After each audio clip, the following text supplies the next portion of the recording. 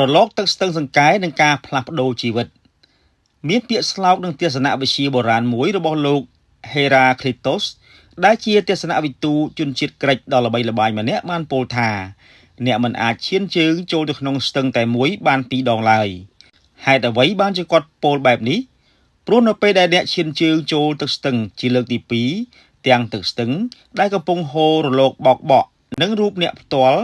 គឺលែងដូចមុន 100% ទៀតហើយទឹកចាស់បានហូរផុតទៅទឹកថ្មីបានហូរមកជំនួសហើយខ្លួនអ្នកក៏ចាប់ផ្ដើមចាស់ជាងមុននិងមានបទពិសោធន៍ច្រើនជាងមុនបន្តិចដែរ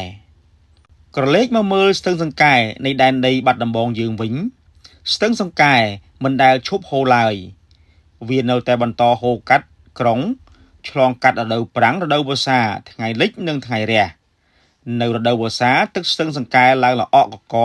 ពោពេញដោយកម្លាំងនៅរដូវប្រាំងទឹកស្រកចុះរក្សាភាពស្ងប់ស្ងាត់និងថ្លាឆ្វង់ជីវិតមនុស្សយើងនាពេលបច្ចុប្បន្នក៏មិនខុសពីលំហូរនៃទឹកស្ទឹងសង្កែដែរទី1គ្មានអ្វីស្ថិតស្ថេរជាអមតៈឡើយក្នុងសង្គមសម័យទំនើបដែលរថលឿនដោយរទេះភ្លើងនេះ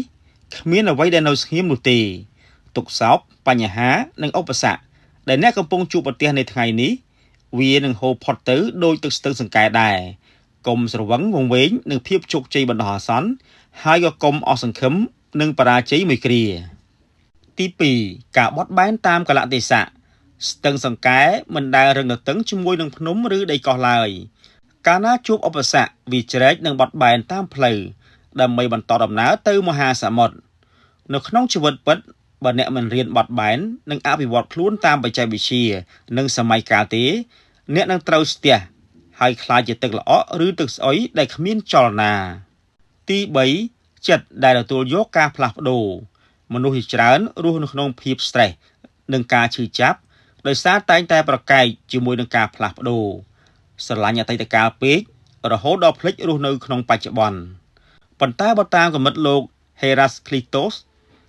ការផ្លាស់ប្ដូរគឺជាធម្មជាតិតែមួយគត់ដែលមិនផ្លាស់ប្ដូរសាររំលឹកស្មារតីសម្រាប់ថ្ងៃនេះបើសិនបើថ្ងៃនេះអ្នកមានអារម្មណ៍ថាជីវិតជួបព្យុះភ្លៀងឬជួបការខកចិត្តសូមកលេចមើលទឹកស្ទឹងសង្កែទឹកដែលហូររំលងក្បាលជង្គង់អ្នកនៅវិនាទីនេះវានឹងមិនត្រឡប់មកវិញឡើយអតីតកាលបានហូរផុតទៅហើយអនាគតកាលកំពុងហូរចូលមកអ្វីដែលសំខាន់បំផុតគឺរបៀបដែលអ្នកសម្រេចចិត្តហាលនៅក្នុងទឹកស្ទឹងនៃបច្ចុប្បន្នភាពនេះឲ្យបានល្អបំផុតសូមចែករំលែកអត្ថបទនេះប្រសិនបើអ្នកយល់ថាវាបានផ្ដល់កម្លាំងចិត្តនិងទស្សនៈល្អៗសម្រាប់មិត្តភ័ក្តិរបស់អ្នក